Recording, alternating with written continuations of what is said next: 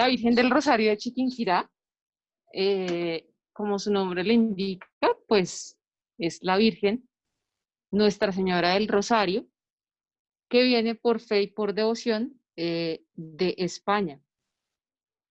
Es traída a América por los españoles y especialmente para esta advocación o esta ubicación en Colombia, esta ubicación en Colombia se da a través de dos personajes supremamente importantes, que son un encomendero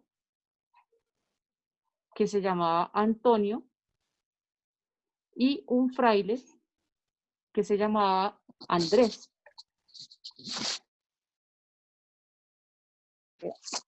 Entonces, un segundito por favor.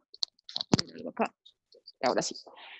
Entonces, este fraile tenía, perdóname, el encomendero tenía la posibilidad o le pidieron la posibilidad de que para evangelizar de manera correcta al nuevo reino de Granada, mandara a construir una capilla especialmente ubicada en la región de Sutamerchán, que en ese momento se llamaba así, Sutamerchán.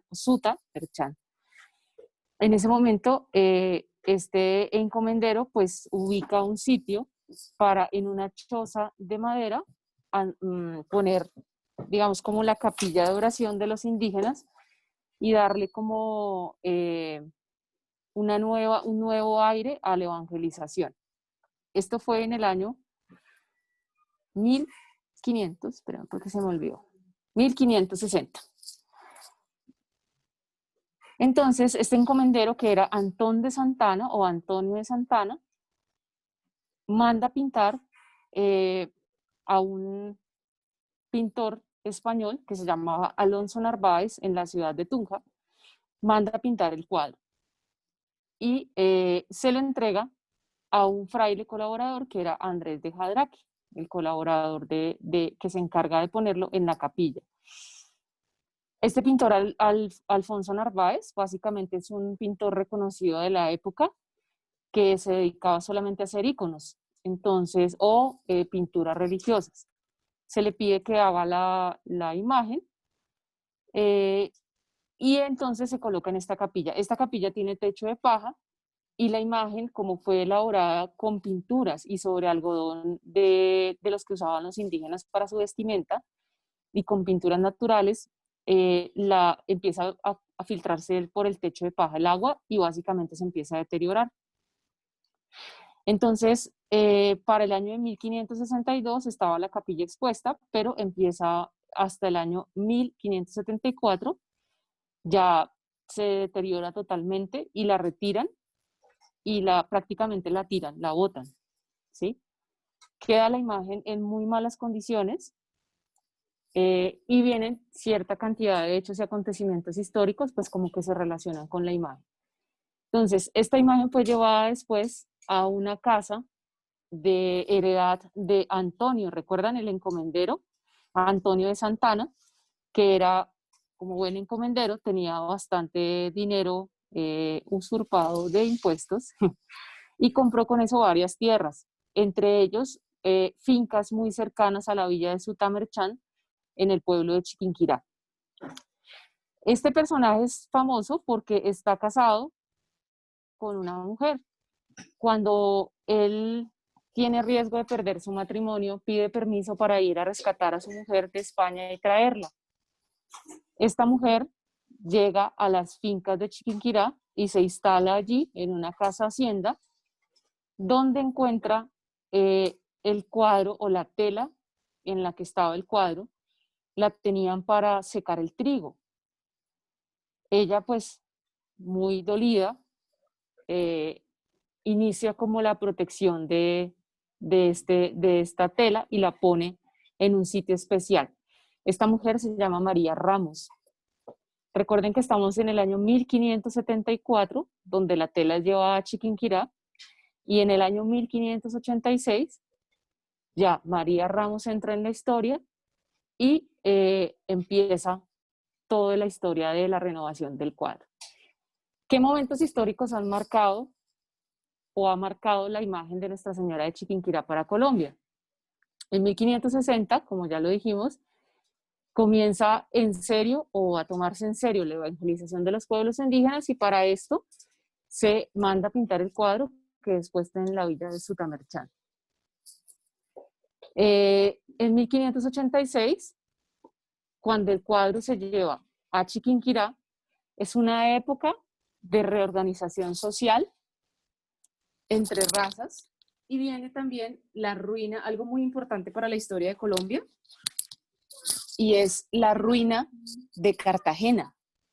Digamos que en ese momento, o no es muy comentado en la historia de Colombia, pero Cartagena quedó en ruinas porque fue tomada prisionera junto con la isla, una isla del Caribe, por un pirata muy famoso, y para poder liberarla, el gobernador de Cartagena decide prácticamente vender todo lo que tenían y Cartagena queda en ruinas. Esto propicia mucha pobreza y esa pobreza va a dar como un coletazo en la economía a nivel nacional. La Virgen de Chiquinquirá tiene también mucha incidencia en la campaña libertadora. En la campaña libertadora de 1810, Bolívar, que llegando a Boyacá no tiene ya recursos para mantener su tropa, muchos habían muerto y muchos habían quedado enfermos en el camino, pide a la iglesia que le sean, pues va a orar a la iglesia de Nuestra Señora de Chiquinquirá y pide a Dios un milagro para continuar con la campaña libertadora. En ese momento el obispo de la zona autoriza que se le entreguen las prendas o las joyas que la gente ha dado en agradecimiento, los exvotos que se llaman, a la Virgen de Chiquinquirá para patrocinar la campaña libertadora. Y por último, en 1919, cuando es coronada ella como reina y patrona de Colombia, estamos pasando por un momento de crisis muy fuerte, donde hay una devaluación supremamente marcada, donde se empiezan a comprar los famosos bonos del Tesoro al Fondo Monetario Internacional y donde es golpeada fuertemente la economía. Además de eso, estamos pasando por un momento en donde la iglesia tenía poder político y se gesta una revolución interna dentro de la misma iglesia y fuera de ella para quitarle ese poder político a la iglesia. Y estábamos en un momento de crisis y de reorganización bastante fuerte. Entonces son como los momentos históricos, bueno, algunos de los momentos históricos que ha marcado la historia de Colombia este cuadro de Nuestra Señora de Chiquinquirá. Como veníamos diciendo, en el año 1584 la imagen es llevada a Chiquinquirá y es puesta, en 1586 se lleva a Chiquinquirá y es puesta en estas tierras donde se la utiliza básicamente para secar el trigo, la tienen muy tirada en una caballeriza y entra María Ramos a escena a vivir en estas tierras y pone en un lugar muy especial, ella enterándose de que allí había estado pintada la imagen de la patrona digamos como de su escudo de familia de España, la pone en un lugar especial y empieza a hacerle como una devoción especial todos los días a orar el rosario frente a la imagen. María Ramos tiene una india con la que viaja desde España, que era una india esclava, y cuando llega a América la deja, digamos, ser una india que le siga sirviendo, pero en libertad. Esta persona se convierte en una persona de su mayor confianza y por esto vive junto con su hija pequeña y su hijo en la finca donde María Ramos reside. En 1586, para el 25 de diciembre de 1586, eh, María Ramos lleva o pone en este altar a la Santísima Virgen. María Ramos es una mujer muy devota de la Santísima Virgen María, que enviuda de Antón, del encomendero, y decide después de varios matrimonios y varios hijos consagrarse en castidad y en oración en las tierras de Chiquinquirá que fueron heredadas por su antiguo esposo, por su primer esposo, el comendador Antón. Vive con Isabel, la india de la que estamos hablando, es una criada indígena de su entera confianza, y luego, muchos años después de la renovación del cuadro, se une a la Orden de las Dominicas como una dominica terciaria, de vida consagrada, que puede estar en su hogar y que puede, digamos, seguir con sus labores domésticas, pero viviendo en el aislamiento y el recogimiento de los dominicos. Esta es la mujer a quien María le es revelada. Como vemos, es una mujer sencilla, humilde, que ha pasado por muchas cosas, pero que al final toma una decisión muy valiosa, y es optar por servir a Dios. ¿Cómo? De la manera que ella sabía, en sus labores domésticas, en el quehacer cotidiano, en la atención de estas tierras que seguramente tenían obreros, tenían gente que iba y venía, gente que pasaba en cabalgatas, pero ella decide servir de esta manera y consagrarse al final al servicio de Dios por medio de la Santísima Virgen María. Bueno, entonces, el cuadro en 1586 se renueva. Sucede que el 25 de diciembre ella termina de orar el Santo Rosario y en la puerta del oratorio se encuentran con Isabel, con la india, niño de la mano, y es este niño quien se da cuenta asombrosa. ¿Qué le sucede al cuadro? Aparentemente estaba en llamas y el niño empieza a gritar: mamá, mamá, la gran señora o la madre del cielo está en llamas. Entonces, al voltear a mirar, el cuadro pareciera como si una luz muy, muy radiante saliera de él, y al finalizar o al final de este proceso, la imagen que estaba casi borrada, rota en varios sitios, milagrosamente aparece casi que a fuego, con unos colores eh, no intactos, pero sí muy notorios, y los rotos o las grandes huecos que tenía esta imagen, milagrosamente se cierran y queda el cuadro renovado para que comience una investigación especial, como si fuera un proceso de santificación o de beatificación, pero es una investigación especial que se tiene incluso guardada en el Claustro Mayor de los Dominicos, aquí en Colombia, en Bogotá, y donde se narra básicamente cómo los testigos presenciales de este hecho, que son la indígena y el niño, su hijo, comienzan a declarar, y la misma María Ramos comienzan a declarar bajo juramento ante notarios y ante los obispos y autoridades eclesiásticas del momento y de la zona, dando fiel testimonio de que esto había sucedido. Y ahí no para todo. Comienzan las romerías a la villa de Chiquinquirá, y estando un obispo, 15 días después de haberse renovado el cuadro, estando un obispo directamente frente al cuadro, llega un campesino que es ciego de nacimiento, lo trae su familia. El campesino lo pone enfrente al cuadro, cerca en el oratorio, y milagrosamente recobra la vista, delante del obispo. Entonces, básicamente esto fue como el, digamos, el empujoncito final para que se diera ya como por sentado que esto había sido un milagro palpable, donde María Santísima se hace visible a los ojos de la humanidad aquí en este sitio y en la villa de Chiquimilagros. Bueno, vamos a ver qué comenté, que aquí abajo está la fuente de donde se sacó toda esta información. El estudio muestra, fue hecho por la Universidad Jorge Tadeo Lozano, dos personas que estudiaron la iconografía del cuadro, Julia Andrea Rincón Avendaño y Daniel García Roldán, hicieron una tesis completa sobre la iconografía del cuadro. Entonces, acá lo vemos, digamos, cómo quedó después de la renovación. Es esta parte de acá, de la derecha, este es el cuadro original, así quedó obviamente sin la corona y sin el cetro y sin el rosario que luego lo colocaron en oro. Y básicamente estos son los colores al lado izquierdo o derecho para ustedes, estos son los colores que tenía la pintura original.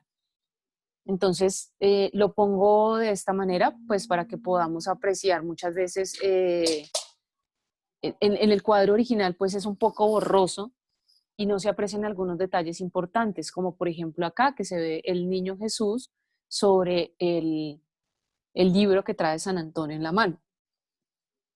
Y también, pues acá se ve un pajarito en la mano del niño Jesús. Vamos a ver qué significa todo esto. Entonces, lo primero es que la imagen de la Santísima Virgen María está en la mitad. Por la parte de atrás tiene un halo especial que es el halo de santidad o el reflejo del sol en la parte de atrás. O sea, aquí lo podemos ver un poquito más claro. Los dos apóstoles también tienen corona de santidad, como lo vemos acá. ¿Qué más tiene de importante? Bueno, la posición, que es prominente, la de la Virgen, está más grande que los otros dos santos y el apóstol, que el santo y el apóstol. Importante, esta, digamos, posición prominente representa a la Virgen en la gloria del cielo. Por eso es un poco más grande. En la cabeza de la Virgen vemos una sonrisa amable e inefable, unos ojos entrecerrados que muestran siempre el gozo. El velo es un velo blanco, signo de la pureza. Lleva un manto azul, que es el que viene acá, el borde del manto es esta parte de acá, que significa que es una mujer venida del cielo o es la estrella de mar que nos guía a la salvación. Acá se puede ver un poco más claro el manto azul, que se extiende como lo colocaban anteriormente los chales o mantellinas de las mujeres españolas, por eso trae ese manto. Además de eso, trae una túnica rosada que le recubre desde los hombros hasta los pies, señal de pureza. Tiene la luna bajo sus pies y además el cuadro tiene algo importante y es que tiene como sustento la tierra. Los pies de ambos santos están puestos, acá se notan, sobre la tierra. Entonces, recordemos que María es la madre y señora, es coronada como reina y señora de todo lo creado.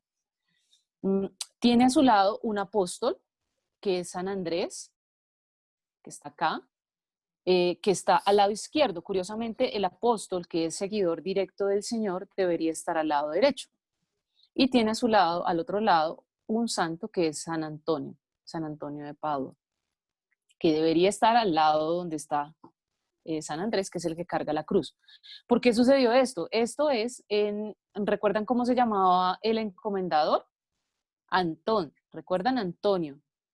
¿Y cómo se llamaba el fraile? ¿Recuerdan? Andrés de Jadraque. Entonces, San Antonio por Antón, que era el comendador o el encomendero, y San Andrés por el fraile Andrés de Jadraque.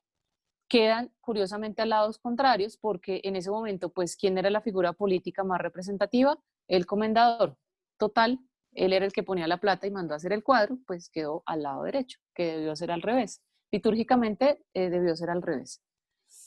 Y algo muy importante es que la Virgen está en movimiento. Una de sus pies está dando un paso hacia adelante.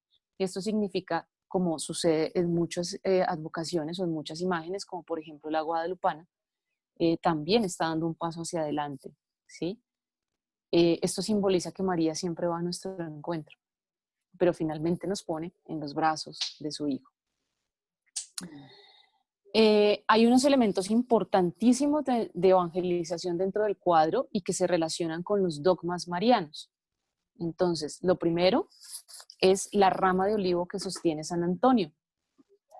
San Antonio es símbolo ya de por sí como santo de pureza y castidad. Sin embargo, lo que lleva en sus manos es la rama de la victoria, la inmortalidad, la paz y la abundancia.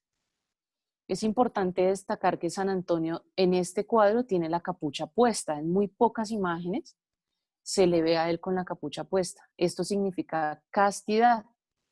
es predicador del misterio de la encarnación de María Santísima, el primer dogma mariano. ¿Recuerdan? María es encarnada, el Espíritu Santo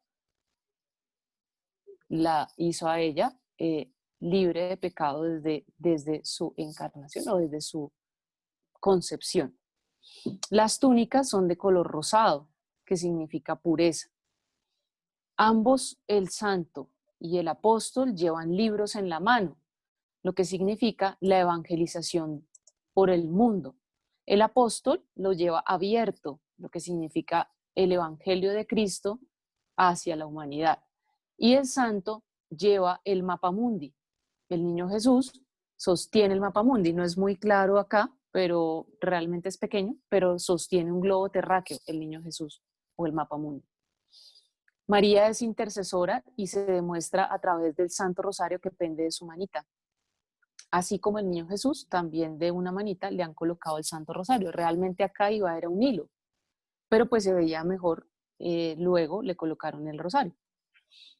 Y un detalle súper importante, el niño Jesús tiene en su manita un pajarito. ¿Sí lo alcanzan a notar acá? Es un jilguero que representa la unión de las almas con Cristo. El jilguero tiene un hilito que va amarrado a las manos del niño Jesús, a esta, donde lo está sosteniendo, y a la otra manita, que es donde tiene el rosario. Y esto representa la unión de las almas con Cristo. En las manos de Cristo está el poder de la liberación de estas almas. Por eso está atado con hilos. Estamos atados con hilos al Salvador y Él nos puede liberar. Importante, el cuadro o la imagen en la que se inspiró el pintor fue en esta que está acá. Voy a ponerle un poquito más de zoom para que la podamos ver bien. Se llama la Virgen de la Conquista. Esta conquista fue traída por los españoles, esta imagen, perdónenme, fue traída por los españoles en bulto, es decir, en estatuita, fue traída por los españoles cuando llegaron aquí a América. Se llama la imagen de la conquista, por eso se le llama así, pero en realidad es la Virgen del Rosario que se veneraba en España. Si nos damos cuenta, tiene elementos muy similares a la que está pintada en el cuadro. Tiene corona como halo de santidad, tiene el rosario en la mano, muy importante, la pierna de María Santísima en movimiento, tiene el mismo manto azul que la recubre y le da la elegancia de las señoras, ¿sí? Como reina y señora del cielo. Y el niño Jesús se encuentra en una posición importante que es en su brazo izquierdo, ¿sí? Esto también es muy representativo de la iconografía española. Entonces, en esta imagen se inspiró el pintor para poder hacer el cuadro de Nuestra Señora de Chiquinquirá. Él ya le dio toda la otra connotación, que es María de mayor tamaño, rodeada de los ángeles y santos, pues, en este caso, del apóstol y el santo, y ya la connotación del movimiento del santo que indica la evangelización. El apóstol, perdón, del movimiento del apóstol que indica la evangelización. El apóstol lleva una cruz, que fue como él murió. Él murió crucificado en Oriente por el evangelio. Duró 3 días también crucificado como Pedro. Fue bastante complejo. Y además San Andrés le quitaron la piel, fue desollado vivo. Bueno, ¿cuál es el legado para la humanidad de la Virgen de Chiquinquirá? La Virgen de Chiquinquirá fue entregada después a custodia de los dominicos, a quienes le fue legado las tierras de Chiquinquirá para la construcción del templo. En los dominicos, la Virgen de Chiquinquirá, según cuentan ellos mismos, lo que hizo fue fortalecer su comunidad y hacerla, digamos, como su patrona aquí en Colombia, les permitió llevar a cabo obras evangelizadoras de gran magnitud y de gran tamaño. También nos deja la coronación de ella como reina y patrona de Colombia y además, digamos que muchos momentos importantes en la historia de nuestro país que han sido marcados por ella. Ella ha recibido la visita de 2 papas, San Juan Pablo II y el Papa Francisco. Si no estoy mal, Pablo VI creo que también la visitó, pero no recuerdo muy bien. Y Juan Pablo II dice unas frases muy hermosas en su visita en 1986. A vosotros os ha querido visitar la Virgen María.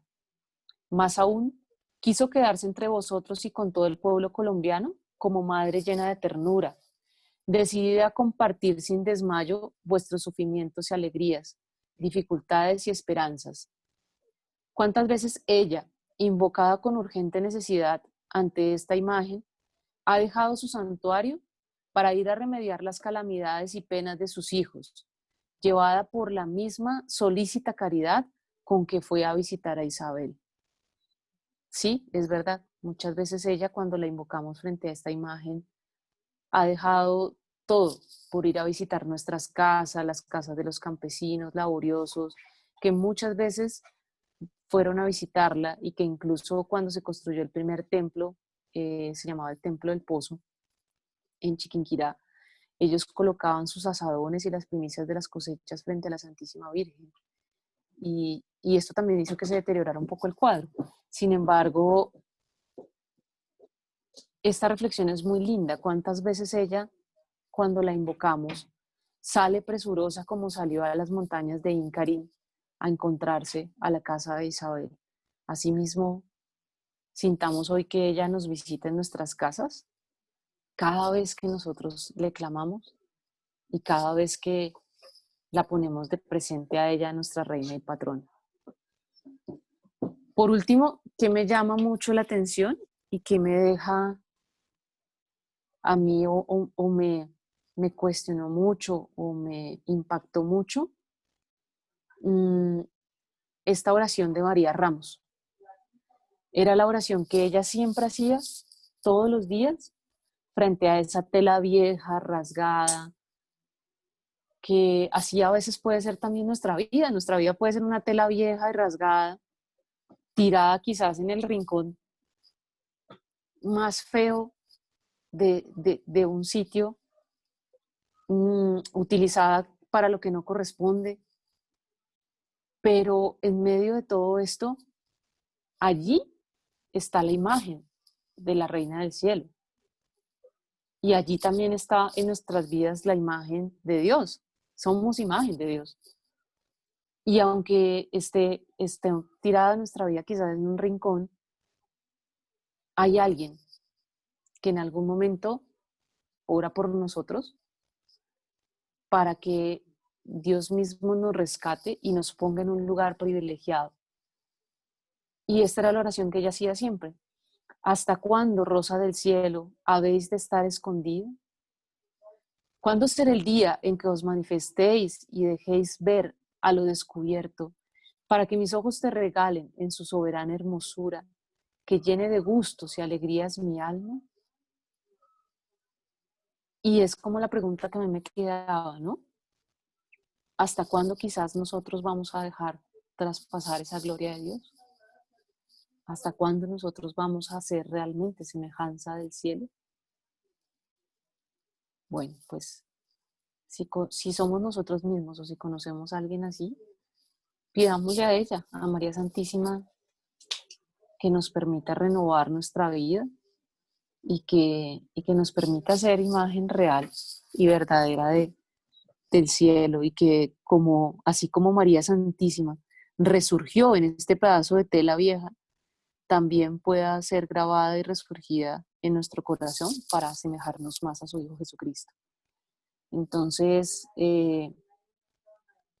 es un llamado constante a la esperanza, porque a pesar de que allí no se veía nada, sino mugre, quizás en esta tela, y rotos, alguien sí tenía esperanza. Y tenía la esperanza de que ella se presentase un día. Y así fue. Tanto lo pidió y con tanta fe lo pidió que se presentó. Y se presentó no solamente para ella, sino para hacernos a nosotros también sus hijos, todos los colombianos.